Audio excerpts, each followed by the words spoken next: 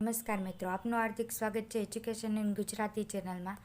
ધોરણ 9 હિન્દી ચેપ્ટર 6 मेरी बीमारी सामान्य ली गद्य हरिवंश राय बच्चन पाठ ए निम्नलिखित हेतुलक्षी प्रश्नों के उत्तर दीजिए. विभाग ए गद्य आधारित. प्रश्न पहला, उचित शब्द से रिक्त स्थानों की पूर्ति कीजिए. पहले, विश्राम तिवारी कहाँ करते थे? मार के पीछे. खाली जगह भागे. जवाब छे भूत. बीजू, मैंने अपने प्रयोग से सिद्ध किया था. खाली जगह के पीछे बुखार भागे. जवाब छे काम. त्रीजू, ना जाने राम कहाँ लाएंगे. जवाब छे माटी.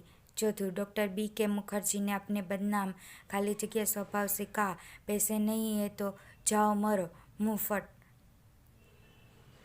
पांचमू, राह पकड़ तू एक चला चल पा जाएगा. जवाब छे मधुशाला. प्रश्न बीजो, निम्नलिखित विधान सही है या गलत यह बताइए. पहले, बच्चन जी गांधी जी के बीमारी विषयक विधान से असहमत थे. जवाब छे गलत.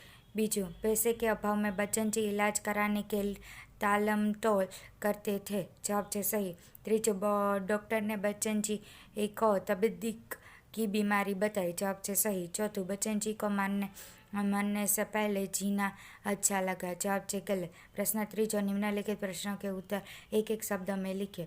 पहले, बच्चन जी किस डॉक्टर का इलाज चालू न रखे सके. जवाब छे डॉक्टर बी के मुखर्जी. बीजू, बच्चन जी ने प्लूरिसी की बीमारी में कौन सी रचना लिखी थी? दो चट्टाने. तीजू, बीमारी को बच्चन जी क्या मानते थे? अमीरों के हर हमदर्दी. प्रश्न चौथा, सही वाक्यांश चुनकर निम्नलिखित विधान पूर्ण कीजिए. पहलू, बच्चन जी तेज बुखार में लेखक का अधिक काम करते थे क्योंकि बुखार के ताव से उनकी अनुभूतियाँ और कल्पनाएं अधिक क्रियाशील बन जाती है. बीजू, बच्चन जी को डॉक्टर का नुस्खा मौत का परवाना लगा क्योंकि उससे उन्हें अपनी बीमारी की भयंकरता का अनुभव हुआ था. तीजू, श्यामा ने अनशन व्रत शुरू करने का निश्चय किया क्योंकि पति को डॉक्टर के पास भेजने का यही अचूक उपाय था. चौथू, बच्चन जी बीमारी को दुलारने वालों में न थे क्योंकि वे बीमारी को एक दंडनीय अपराध मानते थे. प्रश्न 5 में निम्नलिखित प्रश्नों के साथ दिए गए विकल्पों में से सही विकल्प चुनकर उत्तर लिखें. पहले, बच्चन जी को क्या कठिन लगता था? जवाब, मरने से पहले जीना. बीजू, बच्चन जी श्यामा के लिए क्या थे? पारदर्शी दर्पण. तीजू, बच्चन जी को किससे बल मिलता था? चुनौतियों से. चौथू, मुक्ता प्रसाद कौन थे? लेखक के पड़ोसी. विभाग बे व्याकरण आधारित. पहलू, विभाग अ के शब्दों के पर्यायवाची शब्द विभाग ब से ढूंढकर लिखे. बदन तो शरीर. नुस्खा उपाय. तनख्वाह वेतन. साख प्रतिष्ठा. मुआवजा बदला. बीजो, विरुद्धार्थी शब्दों के जोड़ियाँ बनाइए. चिकना खुरदना. मधु कटु. कलेश शांति. विमुख बद. विधवा सधवा.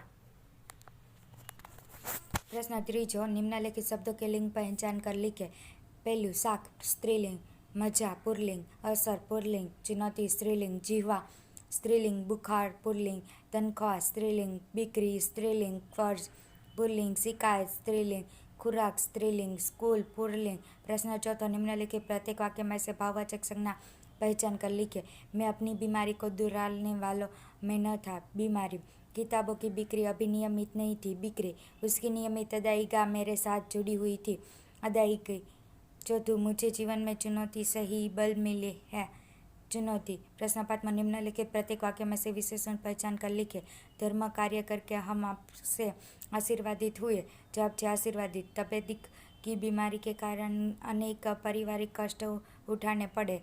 जवाब छे पारिवारिक. तीजू, पति को डॉक्टर के पास भेजने का अनशन ही एक अचूक उपाय था. जवाब छे अचूक. चौथू, तुम्हारी विधवा बहन कल अहमदाबाद गई. जवाब छे विधवा. प्रश्न छठो, निम्नलिखित शब्द समूह के लिए एक शब्द लिखिए जहाँ शरण लिया जा सके. शरण स्थल. बीजू, 100 बरस जीने का आशीर्वाद. शतायु भव. तीजू, शुभ मार्ग पर चलने का आशीर्वाद. स्वस्थ पंथा. चौथू, अंग्रेजी पत्ती के उपचार प्रणाली एलोपैथी. प्रश्न 7 में निम्नलिखित मुहावरे के अर्थ लिखे. पीछे लगाना. अपने की परेशानी में डालना. बीजू, झकझोर देना. विलेचित देना. कर देना. तीजू, झटका देना. परास्त करके कमजोर करना. चौथों बुद्धि से बाहर होना, शक्ति के परे होना, टालम टोल करना, आनाकानी करना। छठों ब्रह्मास्त्र छोड़ना, अचूक अस्त्र का उपयोग करना, लकवासा मार जाना, तटस्थ रह जाना। आठवां साख जाना, प्रतिष्ठा की हानि हाना, रास्ता दिखाई देना, तरकीब सूझना। 10वां किल देना, शान से न हटने देना। Part B. प्रश्न पहला, निम्नलिखित प्रश्न के उत्तर एक एक वाक्य में लिखिए। पहले, सामान्यतः लेखक को कौन कौन सी बीमारियां रहती थी? सामान्यतः लेखक को जुकाम, बुखार, खांसी, सिर दर्द आदि बीमारियां रहती थी। बीजू, लेखक एलोपैथी का उपचार क्यों नहीं कराते थे? लेखक एलोपैथी का उपचार नहीं कराते थे क्योंकि वह महंगा होने के कारण उनकी शक्ति से बाहर था। बीजू, श्यामा ने कौन सा ब्रह्मास्त्र छोड़ा? श्यामा ने यह ब्रह्मास्त्र छोड़ा कि जब तक बच्चन जी अपनी तबीयत डॉक्टर को नहीं दिखाएंगे तब तक वह खाना नहीं खाएगी। चौथों, डॉक्टर का नुस्खा बच्चन जी को कैसा लगा? डॉक्टर का नुस्खा बच्चन जी को मौत का परवाना लगा। प्रश्न बीजो, निम्नलिखित प्रश्नों के उत्तर 2 या 3 वाक्यों में लिखे। पहलू, बीमारी के बारे में बच्चन जी क्या मानते थे? बच्चन जी मानते थे कि बीमारी अमीरों के चौंचले है, गरीबों को उसे अपने पीछे नहीं लगाना चाहिए।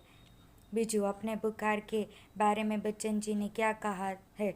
अपने बुखार के बारे में बच्चन जी ने कहा है कि ऊंचे में उन्हें अधिक प्रेरणा मिलती थी।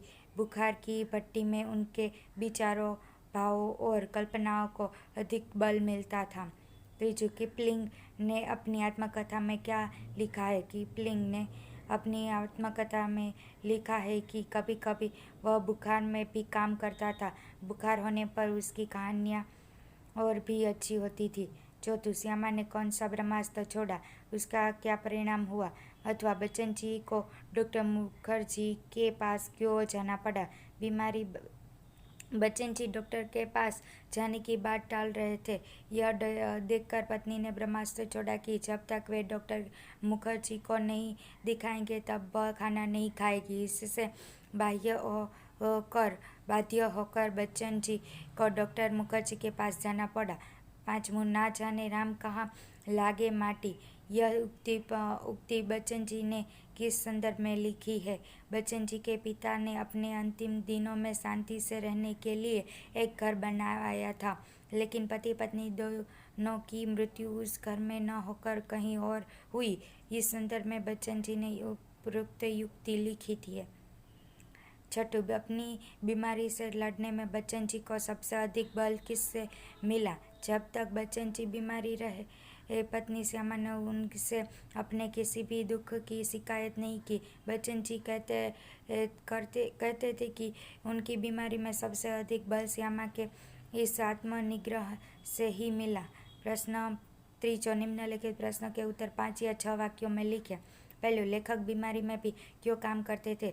जब से लेखक की आर्थिक स्थिति अच्छी नहीं थी, घर का खर्च निकालने के लिए वे स्कूल में पढ़ाते थे और ट्यूशन करते थे। आराम करने से वे ये दोनों काम नहीं कर सकते थे। बिना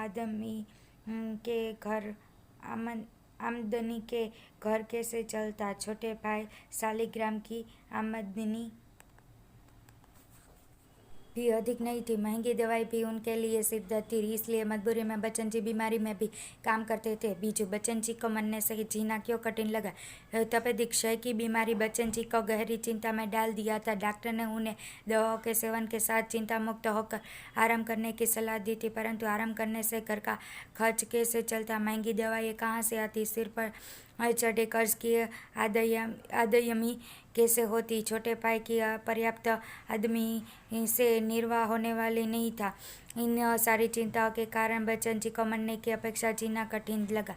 त्रीजो, लेखक की बीमारी सुनकर श्यामा कांप कर तुरंत क्यों संभल गए? डॉक्टर मुखर्जी ने बच्चन जी को तपेदिक की बीमारी बताई थी। पत्नी श्यामा ने सुना तो वे कांप उठी। उन्होंने पल भर में अनुभव कर लिया कि उनका कांपना बच्चन जी सहन नहीं कर पाएंगे। पति की संवेदनशीलता से वे भली भांति परिचित थी। वे उन्हें अपनी चिंता से अवगत नहीं कराना चाहती थी, इसलिए वे तुरंत संभल गए।